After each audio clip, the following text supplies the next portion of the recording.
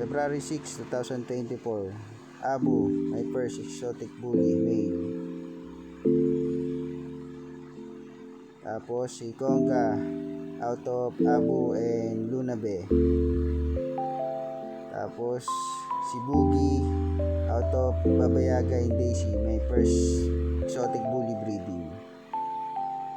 Tapos Dagul, my pocket bully out of Babsy and Zombie, my 10 years breeding, my pure 6 times pure FAB bloodline. Ayan, si Dagul.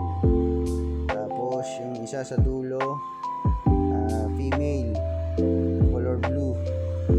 Ayun, dugo niya na FAB bloodline pa rin. Kabibili ko lang yan. Ayun, mga kabulyeros, signing off na po ako sa bully game. Salamat po ng marami sa inyong lahat. At sana nakapag-contribution ako sa bully game kahit pa paano. After 18 years, signing off na po ako. Sige po, bye-bye.